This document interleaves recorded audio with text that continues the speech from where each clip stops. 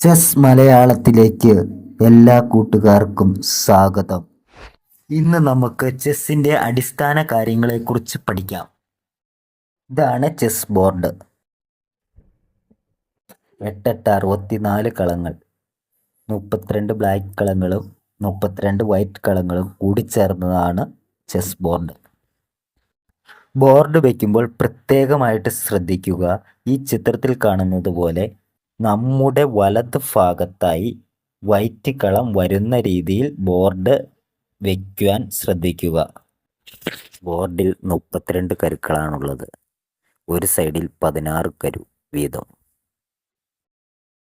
ഇനി നമുക്ക് ചെസ്സിന്റെ കരുക്കളെക്കുറിച്ച് പഠിക്കാം.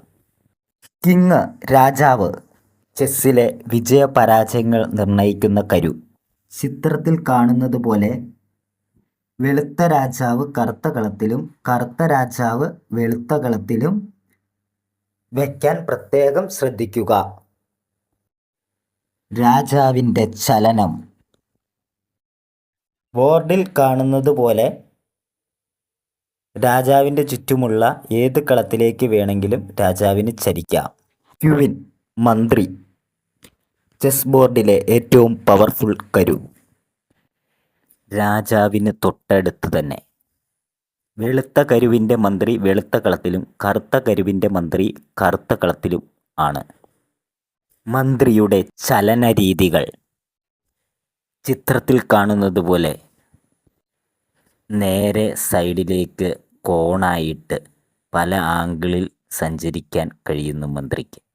അതുകൊണ്ട് തന്നെയാണ് ബോർഡിലെ ശക്തനായ കരു എന്ന് വിശേഷിപ്പിക്കുന്നത്. ബിഷപ്പ്, ആന. ആനയെക്കുറിച്ച് പഠിക്കാം. 2 ആനയാണ് ഉള്ളത്.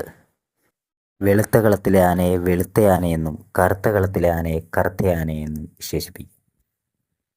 രാജാവിൻ്റെ തൊട്ടടുത്തുള്ള കളത്തിലും മന്ത്രിയുടെ തൊട്ടപ്പുറയുള്ള കളത്തിലുമായി കാണപ്പെടുന്ന കരുവാണ് ആന. ഇനി ആനയുടെ ചലന രീതികൾ പഠിക്കാം. ആന കോണായിട്ടാണ് ചലിക്കുന്നത്. ചിത്രത്തിൽ കാണുന്നത് പോലെ കോണായിട്ട് എത്ര ദൂരം വേണമെങ്കിലും സഞ്ചരിക്കാം. വെളുത്ത ആന വെള്ളക്കളത്തിലൂടെ കോണായിട്ട് എത്ര ദൂരം വേണമെങ്കിലും സഞ്ചരിക്കാം. അതുപോലെ തന്നെ കറുത്ത ആന കറുത്ത കളത്തിലൂടെ എത്ര ദൂരം വേണമെങ്കിലും കോണായിട്ട് സഞ്ചരിക്കാം. നൈറ്റ്, കുതിര. വെളുത്ത ആനയുടെ അപ്പുറത്തും കറുത്ത ആനയുടെ അപ്പുറത്തുമായിട്ട് 2 കുതിരകളാണുള്ളത്. കുതിരയുടെ ചാട്ടം നമുക്ക് നോക്കാം. മറ്റ് കരുക്കളുടെ മുകളിലൂടെ ചാടാൻ കഴിയുന്നത് കൊണ്ടാണ് നമ്മൾ ചാട്ടം എന്ന് പറയുന്നത്. ചിത്രത്തിൽ കാണുന്നത് പോലെ എൽ ഷേപ്പിലാണ് കുതിരയുടെ ചാട്ടം. റൂക്ക്, തേര്, ബോർഡിന്റെ ഇരുവശങ്ങളിലും കാണപ്പെടുന്നു. തേരിന്റെ ചലന രീതികളെക്കുറിച്ച് നമുക്ക് പരിചയപ്പെടാം. ചിത്രത്തിൽ കാണുന്നത് പോലെ പ്ലസ് ആകൃതിയിൽ ചലിക്കും. തേര് മുന്നോട്ട് ബാക്കിലേക്കും ഇരുവശങ്ങളിലേക്കുമായി നേരെ സഞ്ചരിക്കുന്ന കരുവാണ് തേര്. പോൺ, കാലാൾപ്പട. 8 കാലാൾപ്പടകളാണ് ഒരാൾക്കുള്ളത്. ബോർഡിലെ ഏറ്റവും വാല്യൂ കുറഞ്ഞ കരു,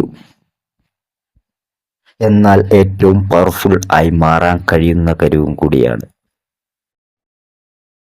കാലാൾപ്പടയുടെ ചലന രീതികളെക്കുറിച്ച് നമുക്ക് പരിചയപ്പെടാം.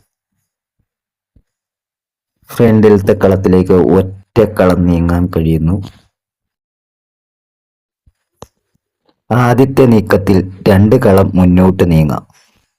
മുന്നോട്ട് പോയ കരുവിന് പുറകോട്ട് പോരാൻ സാധിക്കാത്ത കരുവും കൂടിയാണത്. മറ്റു കരുക്കളെ വെട്ടുന്നത് ചെരിഞ്ഞാണ്. ചെസ് ബോർഡ് പരിചയപ്പെട്ടു. ചെസ്സിലെ കരുക്കളെക്കുറിച്ച് പരിചയപ്പെട്ടു. കരുക്കളുടെ ചലനങ്ങളെക്കുറിച്ചും നമ്മൾ പഠിച്ചു. എന്തെങ്കിലും ഡൗട്ടുകൾ ഉണ്ടെങ്കിൽ താഴെ കമൻറ്റ് ബോക്സിൽ രേഖപ്പെടുത്താൻ മറക്കരുത്. രാജാവിനെ എങ്ങനെ ചെക്കിലൂടെ പരാജയപ്പെടുത്തുന്നു എന്ന് പഠിക്കാം. എതിരാളിയുടെ രാജാവിനെ ചെക്ക് വെട്ടുന്ന രീതിയിൽ നിന്നുകൊണ്ട് മറ്റു കളങ്ങളിലേക്ക് ആ രാജാവിന് മാറാൻ സാധിക്കാത്ത വരുന്ന രീതിയിൽ ചെക്ക് മേറ്റ് പറയുന്നതാണ്. എല്ലാവരും ചാനൽ സബ്സ്ക്രൈബ് ചെയ്യുക. അടുത്ത വീഡിയോയിൽ നമുക്ക് സ്പെഷ്യൽ മൂവിനെ കുറിച്ച് പഠിക്കാം. ചെസ്സ് പഠിക്കാൻ താല്പര്യമുള്ളവർക്ക് വീഡിയോ ഷെയർ ചെയ്യാൻ മറക്കരുത്.